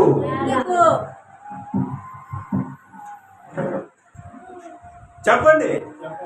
ప్రభువా నేను ఊరెళ్తున్నాను, ఇదిగో ఊరెళ్తున్నాను కాబట్టి రాకపోకలు మీరు తోడుకుంటూ సాయం చేసేయండి. బస్సు సమయానికి దొరకాలి, డబ్బులు సమయానికి ఉండాలి, ఎండ కాయకూడదు, వర్షం పడకూడదు, చల్లగా ఉండాలి, కిటికీ పక్కన సీటు దొరకాలి, దొరకలకి మధ్యలో చెరుకు రసం తాగాలి, మజ్జిగ తాగాలి, డ్రింక్ తాగాలి అంటే ప్రభు అన్నాడు, ఒరే బాబు ఎక్కిన టికెట్ తీసుకుంటాడు, సీటు ఉంటే కూర్చుంటావు, లేకపోతే నుంచి ఉంటావు అంతే. నేను టికెట్ తీసుకున్నాను కదా, నాకు సీట్ ఇవ్వాలి కదంటే నువ్వు ముందే వచ్చి కూర్చోవచ్చు కదా అంటాడు. ఎవడు? కండక్టర్. నువ్వు నిండిపోయిన తర్వాత సుఖమే ఉంది లేదు కదా. కండక్టర్ లోకల్ పర్సన్, ఆయన పరలోక పర్సన్. ఆయన ఏమంటే నేను చెప్పినట్టు చెయ్యక. మనం ఎంత నిజంగా ఎంత మూర్ఖులం అంటే బాగా గమనించండి. చచ్చిపోయినడికి శ్మశానంలో స్థలం కొంటారు డబ్బులు ఇచ్చి. చచ్చిపోయినడికి శ్మశానంలో స్థలం కొంటాం డబ్బులు ఇచ్చి. గొయ్యికి స్థలం కొంటాం, పైన కట్టడానికి స్థలం కొంటాం. పరలోక రాజ్యాన్ని కట్టుకునే స్థలానికి మాత్రం ఇక్కడ మార్గం చూసుకో మనం. హల్లెలూయా. పరలోక రాజ్యంలో మనకి సమాధి ఉంటుందా? ఉండదు. మరి పరలోక రాజ్యంలో సమాధి ఉండకుండా ఉండడం కోసం మనం ఏం చేయాలా? భూలోకంలో బ్రతకడము, ప్రభు చెప్పుకోవడంగా నేర్పిన పాఠాలు మనం నేర్చుకుంటేనే పరలోక రాజ్యంలో స్థలం ఉంటుంది మనకి. కూర్చోడానికి, నుంచోడానికి, నడవడానికి, ఆయనతో మాట్లాడడానికి, ఆయన చూడడానికి కూడా, ఆ భోగభాగ్యం అనుభవించినందుకు. ఈరోజు చాలా మంది యాత్రికులు యెరూషలేము పారిపోతారు, 1,50,000 ప్యాకేజ్ పెట్టుకొని యెరూషలేము పారిపోతారు. పరలోక రాజ్యం పారిపోతారా? అనుమానండి, ఎలమనండి. పరలోక రాజ్యానికి మీరు రూపాయి కట్టవలసిన అవసరం లేదు. పరలోక రాజ్యానికి ప్యాకేజీ లేదు. ఒకటే ప్యాకేజీ, మారు మనసు, మంచి ప్రవర్తన, మంచి గుణము, మంచి నడవడి, యేసుతో సాంగత్యం, యేసులాగా జీవించడం, యేసు చెప్పిన మాట ప్రకారం చేయడమే. దీనికి ఏది కూడా లేదు. ఆరోగ్యం బాగోలేదు, డాక్టర్ అన్నాడు, కొబ్బరి బొండం తాగు అన్నాడు, పెట్టుబడి దానికి. పరలోక రాజ్యానికి రానిది కొబ్బరి బొండం అవసరం లేదు, మీ మారు మనసు ఉండే చాలు. హల్లెలూయా. ఆత్మరోగాలకి మారు మనసు తప్ప ఇంకేది లేదు. ఆత్మకున్న రోగం చాలా ఘోరమైనది, కఠోరమైనది, బహువ్యాధి కలిది అని ఇర్మియా గ్రంథం 17 రాయబడి ఉంది. దానికి ఏంటంట, యేసు అనే ఒక వ్యక్తి వచ్చి ఆ రోగాన్ని ఒక్క దెబ్బతో తీసి పారేసాడు. ఏంటంటే, నువ్వు నన్ను విశ్వసించు చాలు అనండి. హల్లెలూయా. నువ్వు నన్ను నమ్ము చాలు, నా మాట విను చాలు, ఈ రోగం అంతా పోతున్నాడు. ఈ రోగము ఇందులో ఉన్న చూపు కూడా మనం యేసులాగా ఎవరికి కనిపించమని గమనించుకోండి. ఇందులో ఉన్న రోగం ఎప్పుడైతే బయటికి పోతుందో అప్పుడు యేసు నీలో ఉన్న ఆలు చెప్తారు. హల్లెలూయా. విన్నవాడు చెప్తారు, కన్నవాడు చెప్తారు. అని అంటాడు, విన్నవాటిని కన్నవాటిని నువ్వు ప్రచారణ చేస్తున్నావు అంటే పౌలు. హల్లెలూయా. నువ్వు చూచిన వాటిని, విన్నవాటిని, కన్నవాటిని చెప్పండి లోకానికి వెళ్ళి. మీరు మనం ఏం చెప్తాం? ఏమాట అదనట చెప్తాం. యేసు క్రీస్తు గురించి మాట్లాడినందుకు కూడా ధన్యత చాలా మనకి. హల్లెలూయా. ఈ అద్భుతమైన నోరు మనకి ఇచ్చాడంటే స్తుతించడానికి. హల్లెలూయా. దావీదు సమయాన్ని వ్యర్థం చేయలేదండి, సమయాన్ని సద్వినియోగం చేసుకున్నాడు. సమయం దొరికిన కొద్ది గొర్రెలు అప్పచెప్పేసి స్తుతిస్తున్నాడు, పాటలు పాడుతున్నాడు, దినము 7 మార్లు స్తుతిస్తున్నాడు. దానిని సరసాలను బంధించేస్తే ప్రార్థన చేస్తున్నాడు. ఏనండి చెప్పండి. పౌలుని శీలాలను తీసుకెళ్ళి చేయలేసి ఏం చేస్తున్నారు? పాటలు పాడుతున్నారు. మనల్ని అయితే పేరు ఎవరు కడరా, డబ్బులు ఎవరు కడతారు? సరే ఎస్సీ ఎవరైనా చెప్పండి కొద్దిగా. కబురు పంపండి, మా రాజకీయ నాయకుడు ఉన్నాడు అక్కడ అంటే దీనికి ఏ రాజకీయ నాయకుడు ఉన్నాడండి? మా రాజకీయ నాయకుడు ఆయనే, మమ్మల్ని ఆదరించేవాడు ఆయనే, మమ్మల్ని తప్పించేవాడు ఆయనే, మా మరణం ఉన్నను లేకపోయినాను ఆయనే, మమ్మల్ని చంపినను చంపకపోయినా ఆయనే. మేము చావనందుకే ఆయన కోసం ఇష్టపడతాం కానీ, బ్రతకనందుకే ఆయన కోసం ఇష్టపడతాం కానీ, నువ్వు కొడతావునో తిడతావునో పెడతావునో నీ మాట వినవరా అన్న భక్తులందరూ హల్లెలూయా. ఈరోజు మనం క్రీస్తుతో బ్రతికి ప్రయత్నం చేయాలి. ఎన్ని రోజులు బ్రతుకుతామో ఎవరికి తెలియదు. చచ్చిపోమంటే మన కోపం, ఏమంటే చచ్చిపోమంటే మన కోపం కదా. అంటే ఇదిగో నువ్వు చేస్తున్న ప్రతి క్రియ నిన్ను వెంబడిస్తూ, నిన్ను పాపానికి గురి చేస్తూ, నిన్ను నాశనానికి దారి తీస్తూ, నిన్ను నశింపజేస్తూ నువ్వు కష్టాలు పాలైపోతావు అన్న వరకు కూడా ఏమంటారు తెలుసా? ఇది శాపాల మాస్టర్. ఇదిగో నువ్వు మార్చబడితే పరలోక రాజ్యం వెళ్తావు. చాలా ఆనందాన్ని చూస్తావు, చాలా సంతోషం చూస్తావు. దాంతోపాటు భూలోకంలో అనుభవించిన ప్రతి ఈవిని కూడా అనుభవిస్తావంటే మా ఫాదర్ మీకేం తెలుసు, మా ఫాదర్ మీకేం తెలుసు. నాకంటే ఎక్కువ బాధ తెలిసిన దేవుడికి దయచేసి ప్రతి ఒక్కరు గమనించుకోండి. మన ప్రేమ లోకంలో ఉన్న ప్రేమ కాకూడదు. క్రీస్తు వంటి ప్రేమ కలిగి జీవించాలని ఆయన ఆశపడుతున్నాము. ఆయన్ని ప్రేమిద్దాం, ఆయనలాగా బ్రతుకుతాం, ఆయన నామాన్ని కనపడతాం, ఆయనతో జీవితాం. తల వచ్చండి, ప్రార్థించుకోండి. మహోన్నతుడు సర్వశక్తిమంతుడైన దేవా నీకు వందనాలు. కపటమైన ప్రేమ, ఈర్ష్య అనే ప్రేమ, అసూయ అనే ప్రేమ, అల్లరితో కూడిన ప్రేమ, ఆటపాడమైన ప్రేమ, లోక సంగతిని ప్రేమ, దివ్య అనే ప్రేమ, మందు అనే ప్రేమ, మానసికమైన ప్రేమలో ఉన్నాము. ఇదిగో క్రీస్తుని ఎప్పుడు ప్రేమించే వాక్యం మాకు దయచేయండి. ఈ ప్రేమ మాలో ఉండాలి. ఇదిగో ప్రేమ చిన్నకాలము సహిస్తాయి. పరిస్థితి మనం భరిస్తున్నామంట, భరిస్తుంది. మా అపరాధములు భరిస్తున్నాం, మా పాపములు భరిస్తున్నాం, మా నోటి మాటలు భరిస్తున్నాం, మా చేస్తులు భరిస్తున్నాం. ఆయన తండ్రి నీ భరించి కూడా నోరైనా మెదపట్లేదయ్యా, నోరైనా మెదపట్లేదు తండ్రి. వాడు మనసు కలిగి జీవించి మా మార్గం సరళంగా చేసుకుని మంచి మార్గాన్ని నడిపించినట్టు తండ్రి నీ సాక్షులుగా బ్రతికే వాక్యం దయచేయమని ఘనత మహిమ ప్రభావం మీరు పొందుకుని యేసుక్రీస్తు పుణ్యనామమున అడుగుచున్నాం తండ్రి. ఆమేన్. లేచి కూర్చోండి. మనం కాళ్ళు పట్టుకున్నాం, పాటు పడండి.